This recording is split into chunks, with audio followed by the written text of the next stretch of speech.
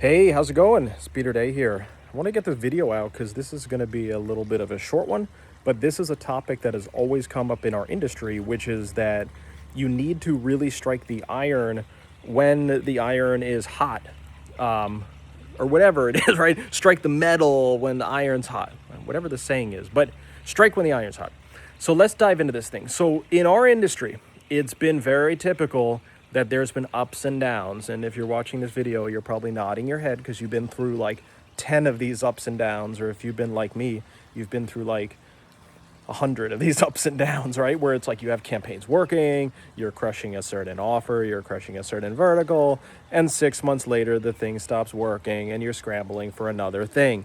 That's been like basically the story of the affiliate marketing industry a lot of times. Granted, the affiliate marketing industry is very lucrative when the ducks are in a row and all of the variables line up. I mean, there was a period of time in our business where there was so many things just working together that it's just was so lucrative. Like I don't need to be like explaining how lucrative or what the dollar amount was, but let's just say it was like really, really lucrative, right? So in the affiliate industry, a lot of this success is having all of those levers lining up at the same time, because there are a lot of these levers. There's like Facebook ads, YouTube ads, there's now AIs, there's, if you're doing pay-per-call, there's RPCs, there's buyers, there's waterfalls, there's RTBs, there's the cost of Facebook like one day versus another, and there's all these variables.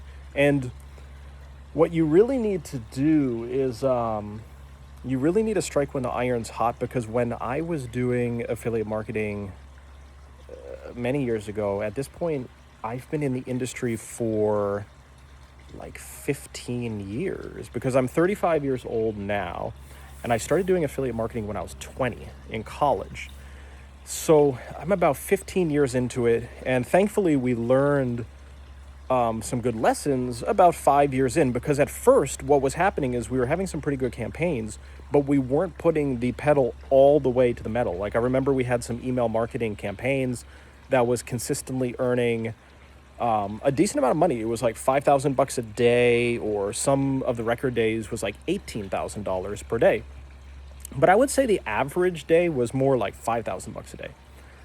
And I learned a big lesson, is that what we could have done was we really could have struck when the iron was hot, because think about it, we had the potential to do those $18,000 days on the email marketing, because it was like we experienced that some days. So if I were to redo it all over again, what I would have done is I would have had a different mindset. I would have had this mindset of strike when the iron's hot, because in the affiliate industry, you never know when the thing could stop working. So that's why it's so important to strike when the iron's hot, because what if your campaign, you don't know how much lifespan is in the campaign. Let's say the campaign stops working in like 2 weeks, or you don't know if you have a couple years out of the campaign. You just don't know.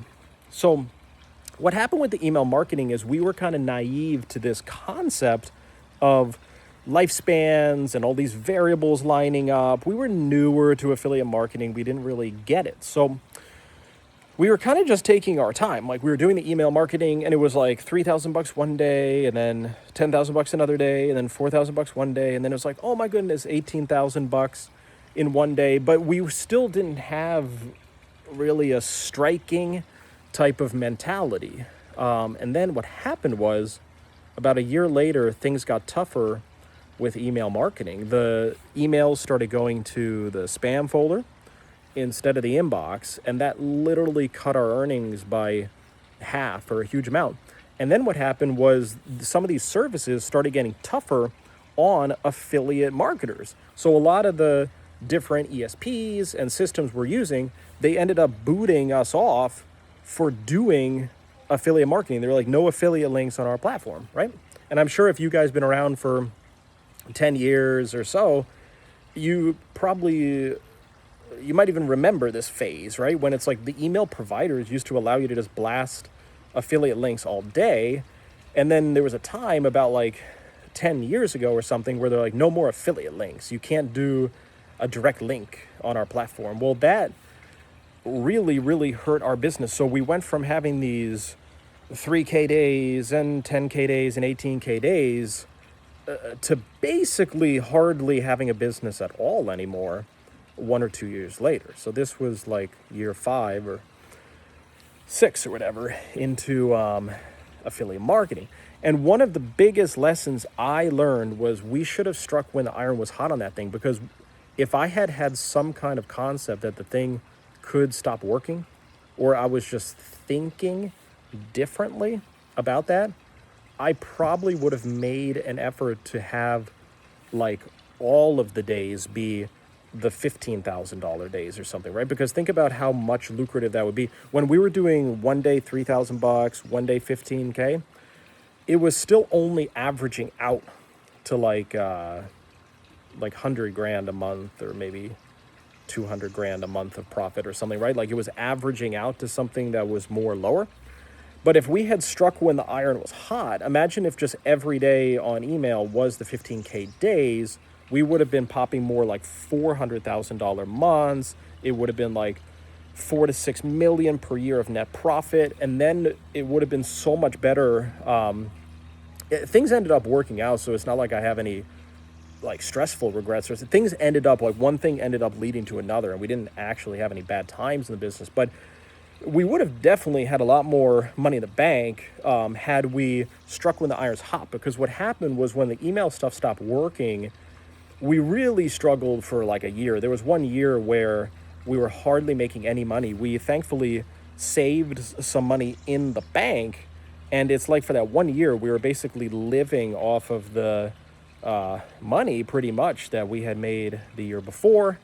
And we were trying to figure out what to do. There was a period of time where Tyler and I even became a media buyers for another company. Like we basically got kind of consulting jobs for a year. We were flying down to Florida, like doing media buying for another company. Like we were really, and there's nothing bad. There's nothing wrong with being a media buyer. But as you know, Tyler and I are always, we've been entrepreneurial and stuff. We love media buyers and respect media buyers, but some people are just kind of built for I don't know, just owning the whole business or doing the whole business or something, right? It's not for everyone, but it's for some. And I feel like, I don't know, that's just kind of what I've always wanted to do. So there was a period of time where we were kind of scrambling, and we were like, what do we do? Like we're trying to make ends meet by media buying for a company down in Florida. But then thankfully we got a campaign off the ground. We got a really sweet campaign off the ground, which was kind of like a BizOp type of campaign. That campaign ended up earning millions, and it really kicked off that next year. But there was still that period of time where it was like one thing was hot, and then the other thing, there was like hardly anything going on, and then it's like we finally found the hot thing again. And that pattern has been certainly a pattern in affiliate marketing. I mean, if you've been around for a long time and you're trying to deny that this is a real possibility or a pattern that's happened a lot, it's just kind of like naive. I mean, it's just, Tyler and I were talking to some affiliates in auto insurance at the most recent conference down in Florida, affiliate takeover, and these affiliates were one of the cream of the crop in auto insurance, and they were making millions and millions, and even their auto got hit so hard. They're making like 80% less money or something than they used to. So this concept in affiliate marketing of things being hot, things stopping, it's been a real thing. If it hasn't happened to you, then I guess it just, like, I don't know, by chance you just have some really solid campaigns that are a little bit more like long-term or resilient or something. But as a whole, I would say there's been this pattern. So what you got to do is you really have to have this mindset of striking when it's hot, so that you don't have potential regrets potentially if the thing falls apart, right? So even for us, we have a campaign right now that we've been working on. The campaign's been on, the campaign's been off. It's been actually having some good days. Like last week, it had a $10,000 day. So there's some definitely potential here. But what we're doing with this campaign is that, and we just have one media buyer working on it right now because there just hasn't been that much allocation. And he's actually filling the cap on it.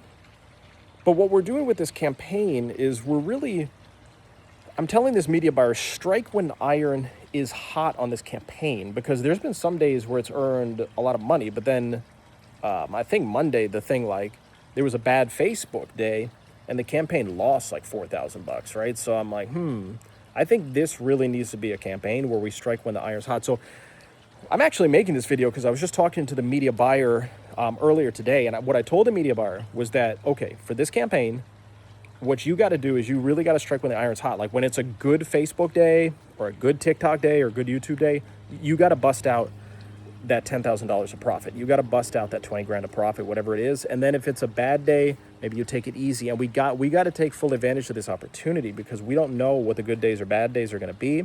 We don't know if these offers are going to break. These offers have actually had like tracking issues a lot of times. They've broken, they've come and gone, they've gotten scrubbed and filtered. There's been all kinds of volatility. So this is just a perfect example of like when the things line up. Remember I talked in the beginning of the video about these variables. There's all these variables, like the EPC, the offer being good, the client paying you instead of stiffing you. There's all of these variables, and they all pretty much have to line up at the same time for you to be printing like that maximum amount of money. And even if they don't all line up at the same time, it's like enough of them still need to line up. You still need like 70% or something of all of those variables lining up to be printing. And if you're getting 100% of them to all line up, then you might be really printing. So the key is to know ahead of time that you're going to want to strike on this thing. Don't be lackadaisical. I'm not talking about just this offer. I'm just talking about the industry as a whole. If you have an offer that's kind of hot right now and you're leaving anything on the table, make sure to fill it, right? Like let's say you got a $10,000 a day cap and you're really just kind of cruising along and you're making it work at $5,000 a day. What I challenge you to do and encourage you to do is figure out a way to fill it. Don't leave anything on the table, because you don't want to have regrets if you find out that 2 months later the offer gets paused or your quality ended up being bad after all or something. It's like you might as well strike when the iron's hot.